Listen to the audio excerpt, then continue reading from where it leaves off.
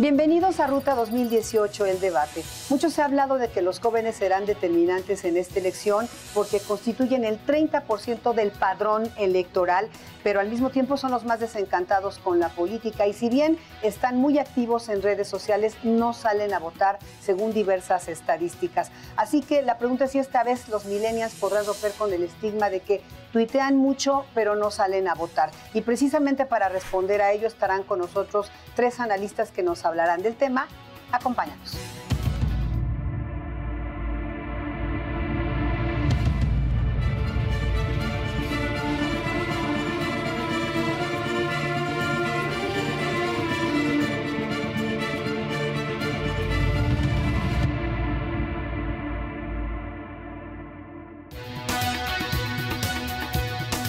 Hoy en Ruta 2018 nos acompañan Jorge Buendía, director de Buendía y Laredo.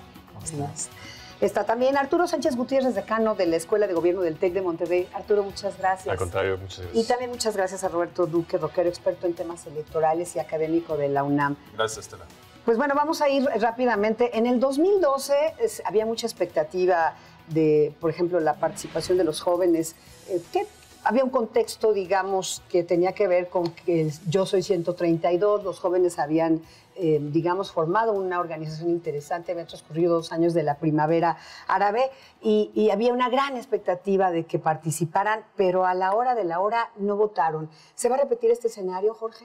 Bueno, lo que hemos visto anteriormente, y el INE tiene un estudio de participación censal, es lo más completo que hay en México, que realmente las personas entre 20 a 29 años son quienes votan menos. Esto es de manera sistemática en todos los estados, en los diferentes tipos de elecciones. Pero aquí la pregunta es, ¿esto es algo exclusivo de los mexicanos? No. Esto es algo que se observa, digamos, en la gran mayoría de los países, o al menos donde hay la evidencia, que precisamente los jóvenes entre 20 y 29 años son quienes votan menos, después empieza a aumentar la participación, llega a su punto más alto entre 50 y 60 años y después disminuye un poco. Estamos hablando de un tema de ciclo de vida, ¿no? Digamos, una coyuntura donde quizá los jóvenes tienen menos identidades partidistas, están menos compenetrados con el sistema electoral y esto se refleja en las cifras. Pero es muy importante lo que dice Jorge, pero además hay un elemento interesante. En el 2012 los jóvenes votaron menos que la mayoría de la población, pero votaron más que en el 6. Y eso es un incremento importante. Y el otro dato que tiene muy claramente el INE en sus números es que votan mucho más las niñas. Las jovencitas entre 18 y 29 años votan mucho más que los hombres. Las mujeres. Bueno, pero entonces en este caso, ¿tú crees, además del tema de Internet que vamos a abordar, que sí se pueda incrementar esta participación de los jóvenes? Yo esperaría que sí. No sería demasiado optimista. No confiaría ahí el resultado de la elección, porque esta es una tendencia, como bien plantea Jorge, que no es propia de México. Cuando yo estaba dando clases sobre esto, Canadá tiene el mismo fenómeno, pero la curva no baja tanto como en México, es menos inclinada hacia la poca participación. Pero aún así, creo que podemos esperar una cuestión distinta. Este año van a votar por primera vez, o pueden votar por primera vez por presidente de la República 12 millones de gentes. Sí, 61% creo que de la lista nominal. Roberto, ¿tú qué opinas sobre esta elección? ¿Será distinta con los jóvenes? Hay elementos para pensar que sí puede haber una mayor participación. En efecto, esta tendencia que menciona Arturo Sánchez, digamos, puede ser alentadora en el sentido de mayor participación. Jorge mencionaba entre 20 y 29 años. Y es que hay algo curioso, porque a los 18 años, los electores, los jóvenes que están estrenando su credencial para votar, sí tienden a acercarse más al promedio, ¿no? de la votación. Y luego ya, quizás cuando se pierde la novedad de la credencial para votar, es cuando ya entran a este segmento justamente que tradicionalmente participa poco. Ahora, se menciona mucho el dinamismo en el que están pues, los jóvenes, los millennials, ¿no es cierto?, las redes sociales. Y en algunas cuestiones se hacen también afirmaciones un poco ligeras, ¿no? Que ahora lo que les importa son los memes y que una trivialización, digamos, de la política. Pero yo no estoy de acuerdo. finalmente los memes son algo así como lo que teníamos en las caricaturas, en los cartones típicos de los periódicos, pero ahora con la tecnología, pues cada quien, sobre todo los jóvenes, que son unas verdaderas chuchas cuereras para las computadoras, por lo regular, pues pueden producir este tipo de materiales. Sin embargo, sí vemos una presencia y un interés en el fenómeno político que creo que es creciente, como dice Arturo Sánchez. Es el actual.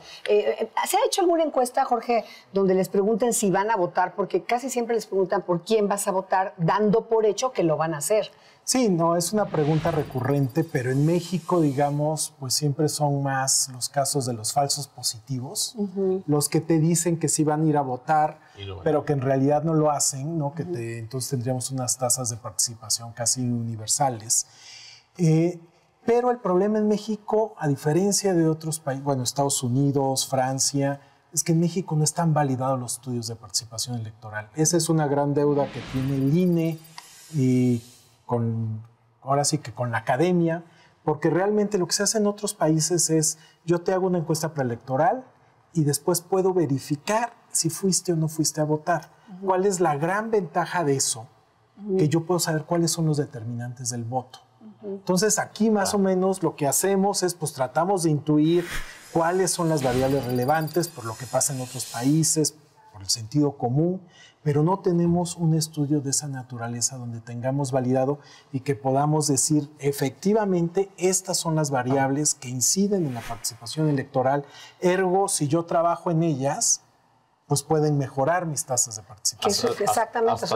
Hasta hacer un trabajo de educación cívica más focalizado, de promoción del voto y de los valores democráticos más orientados a quienes sabemos que no votaron en algún periodo.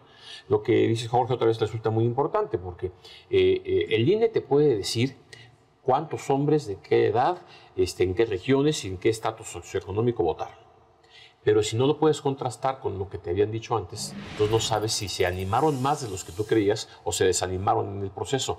Y entonces la campaña sí puede ser un elemento importante para ver si estimula el voto o al contrario, lo rechaza. Entonces, ese tipo de trabajo sí es algo que deberá pensarse para... Pero en ese sentido, ¿crees lo que dice Jorge, de que ha fallado el INE en darle como... No es obligación. Podría. Se podrían hacer ese y otros estudios más. Por ejemplo, un tema interesante... Porque solamente el INE lo puede hacer. Sí. Aunque yo lo quisiera hacer, lo he querido hacer, no puedo, porque no tengo acceso, digamos, a esos registros. En otros países son públicos y se puede hacer. Roberto, además, ahora se abonda, o sea, tenemos datos numéricos, cuantitativos, pero en términos de antropología social, en términos de asuntos conductuales, digamos, se sabe poco o se ha hablado poco de las razones por las cuales los jóvenes están desencantados con la política, y la mayoría pues son gente que está en marginación social, que tiene pocas expectativas de un buen futuro, en fin. ¿Qué hay de las razones por las cuales de pronto dicen yo no voto? Creo que el periodo de tiempo en el que pues, han adquirido conciencia de las cuestiones pues, por la edad es importante. Yo cuando era niño, Estela, todo el mundo sabía quién iba a ganar las elecciones, no había esta pluralidad o esta competencia electoral multicolor, digamos, de distintos partidos políticos. Eso es algo que se fue construyendo. Llevamos 18 años en donde la llamada transición democrática en el 2000, cuando el partido hegemónico de 71 años, el PRI, pues cede por primera vez, pierde la presidencia, generó una expectativa, me parece, muy alta.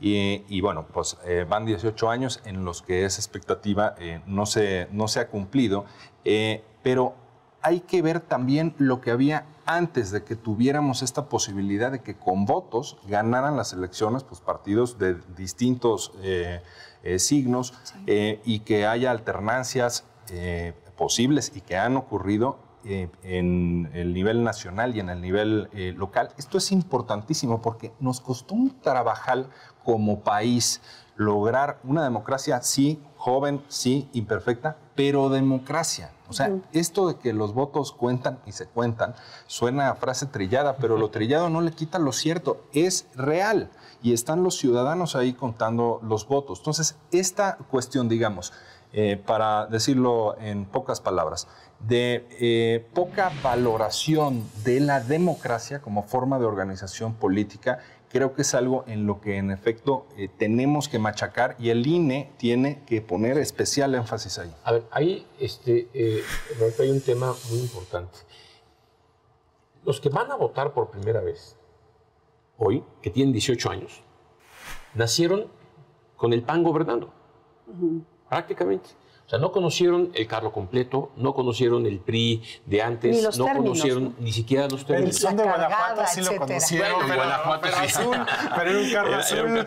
Bueno, pero tampoco conocen el México en el que no había el narco tan presente, en donde la inseguridad no era un tema. Tampoco conocían en la época de la crisis de los 80s. Entonces es muy curioso porque vienen con padres que están heredando una problemática social, pero ellos no están viendo lo que antes los no tan jóvenes veíamos.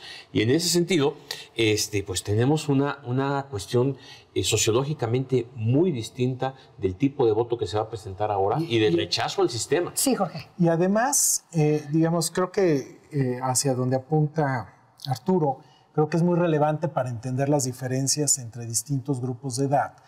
Hablábamos un poco de ciclo de vida, pero también tienes otra explicación que es, bueno, eso es un cambio generacional. También. Arturo está apuntando un poco a esta lógica de bajo en qué contexto crecieron. Y otro muy importante que tiene repercusiones sobre participación electoral, lo esperemos, es que crecen en un mundo de redes sociales. Sí, claro, ese es fundamental. A eso iba contigo, claro. Que es mucho más fácil informarte, ¿no? Estar involucrado. Creo que esta va a ser la primera elección presidencial donde tengamos ya realmente una elección, pues ahora sí, con todo el impacto de redes sociales. En 2012 apenas empezaba. Hoy lo podemos ver y uno lo que pensaría, viendo las cifras sobre uso y acceso a Internet, redes sociales y demás, que está concentrado en los grupos más jóvenes, pues uno pensaría que a lo mejor ahí se empieza a subsanar parte de estas diferencias de edad, que los jóvenes, precisamente porque están más involucrados a través de redes sociales, más informados, decía Roberto, bueno, los memes son las caricaturas de antaño. Pues bueno, si a través de los memes te involucras en los asuntos públicos de una manera relativamente fácil, pues naturalmente que esto pudiera traducirse en una mayor tasa de participación. Y hay que ver las cifras después de esta elección, si se cierra la brecha entre los millennials, entre los jóvenes y la gente de mayor edad. Pues es importante ponerlo en la mesa y ojalá que en esta elección, como sea, los jóvenes ya no son ahora ni estudian ni trabajan, o sea, no solo son ninis, sino doblemente ninis, porque ni credencial de elector, ni salen a votar. 4 ninis, entonces ojalá de verdad salgan a votar, porque es importante, creo, en esta elección, sin duda inédita. Muchísimas gracias, Jorge, buen día. Maestro Arturo Sánchez y desde luego, Roberto, muchas gracias por venir. Gracias. Gracias, Estela. Esto fue Ruta 2018, nos vemos la próxima semana.